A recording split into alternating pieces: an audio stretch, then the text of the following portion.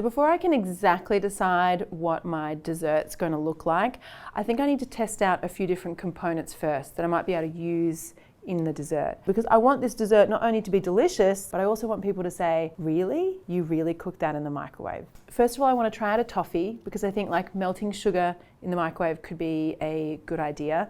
I do want to try out a sauce because I could use a sauce in the dessert. I do want to try out a mug cake too. So I know the internet is kind of full of mug cakes, but I haven't personally made one. So I'd love to test that out. And I feel like the mug cake could also kind of inform me about how a pudding or a cake might work in the microwave in like a larger format. So I'm going to do the toffee first of all, and I just need some sugar and water. I mean, it's pretty much like the simplest thing that you can make, a toffee. I'm going to mix sugar and water in a jug. I'm going to microwave it for 2 minutes, then pull it out and give it a stir and just see how it's going. So the sugar has dissolved now. What I want to do for this next part is actually get some colour. So it's almost like we're caramelizing that sugar to get that like nice golden toffee colour. So I'm going to set this for, let's see, I think like 9 minutes. And then I'll take the sugar out and pour the golden brown liquid sugar onto my baking tray lined with baking paper. Okay, so at this point, the sugar is really hot. I don't want to mess with it. It basically just needs to cool down, and as it cools down, it'll firm up into like a hard glass-like state. Okay, so this is cool. I have a nice firm toffee here. I want to try out doing a sauce first of all before I figure out how I can incorporate this into a dessert, because I'm thinking you could like smash it up, mix it through something, but let's just try a sauce first of all, I think. Now, I love butterscotch sauce. I think that would be a good flavor base for a dessert. And for the butterscotch sauce, I just need to melt the butter in the microwave, pull it out, and then whisk through sugar and cream. Doesn't quite look like butterscotch sauce just yet, but it definitely needs to cook in here, so let's see how we go. I'm gonna try 1.5 minutes. Yeah, that's bubbled up quite a bit. Oh yeah, look at that. So if you have a look in here, the sauce is thicker, it's shiny and glossy, it's kind of doing all the right things there. It's perfect. Okay, so I love the butterscotch sauce. I definitely want to include that component. So now I'm thinking I want to incorporate the toffee and the butterscotch sauce in my mug cake. So let's do that. First of all, I need to smash up my toffee. Oh, there we go. For the mug cake itself, I just want to melt some butter in a mug. About 1 minute should do it. Then I'm going to add milk, egg, golden syrup, self-raising flour, vanilla extract, and a little sprinkle of my toffee. I wonder if it matters that it's a little bit lumpy. I trust the internet. Do I? I don't know. Now I'm going to put this in for about 1.5 minutes, or until it's kind of like light and fluffy and cooked through. Oh, look, it's coming. It's going up. That's so exciting. It kind of does deflate on you a little bit, doesn't it? It looks spongy. I mean, I wouldn't say it's the most attractive dessert I've ever made, but I think what this needs though is some butterscotch sauce. See, that looks good already. I'm gonna say that texture in there looks pretty good.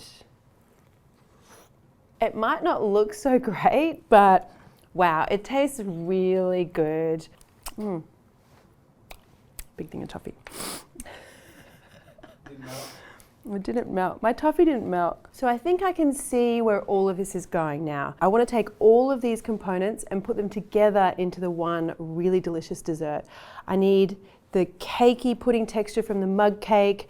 I want the butterscotch sauce, and I want little pops of that toffee. So we're going to put all of that into a butterscotch self-saucing pudding. I feel like just making a singular mud cake is not impressive enough for my 3-course dinner. I want like a nice sharing situation. So the first thing I want to do for my butterscotch self-saucing pudding is, one, prepare my dish. And again, I'm trying to think about like how I would do this if I was doing it in the oven. I'm going to grease a ceramic dish with some oil. So I'm kind of going in a similar way to how I made the mug cake. Same sort of ingredients, just different proportions. I'm going to melt my butter in a bowl. Then I'm going to add in my milk, golden syrup, eggs, and vanilla extract. My flour, and this is the self-raising flour. And you know what? I think think just a little pinch of salt here is going to make all those flavours and that sweetness really come out. Then I'm going to mix it until a smooth batter forms.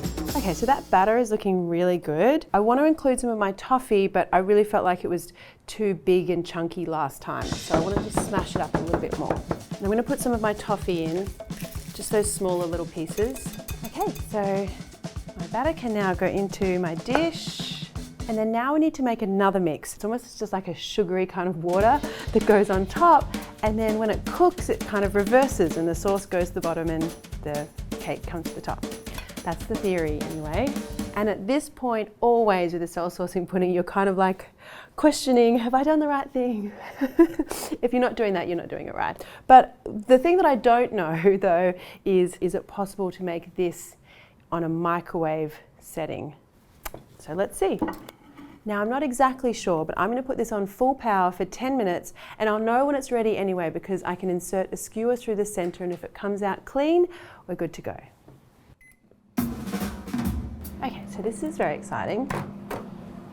So you know, I think a self-saucing pudding always needs a bit of zhuzhing after the fact, but I think it's looking really good. I just might test out the center of that, make sure it's cooked through and it's come out clean. So that tells me that the cake part of my pudding is cooked. I'm going to take some icing sugar, pop it into a little sieve and just sprinkle that icing sugar all over the top, just making it look really pretty. Look at that. Now I gotta say, I'm really happy with this. Again, I think just by the look of things, it doesn't look like something that you would make in a microwave, and that has become part of my criteria as I've been cooking through my menu. But it looks delicious.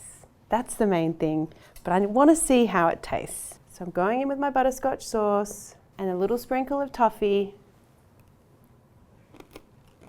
Yeah, that is so good. Oh my goodness. You know, the toffee on the end is just perfectly crunchy, gives you another texture, but the pudding itself, it's like, oh, it's so dreamy. Like it's soft, it just kind of melts away and then you're left with like this just butterscotch flavor. I've been so happy with each of the courses, ridiculously so. I mean, yeah, I would never have thought at the beginning of the day that I would be making any of these things. Look what I did. Nah. Yeah. Nah. Everything, every single little bit in the microwave. Oh, well, there we go.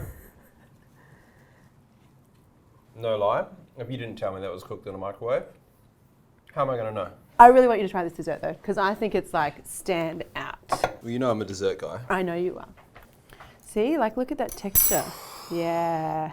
All I can say here is just looks like a little bit of overachieving, if I'm going to be honest. But the microwave's an overachiever, isn't it? I feel like the microwave's an overachiever. Oh.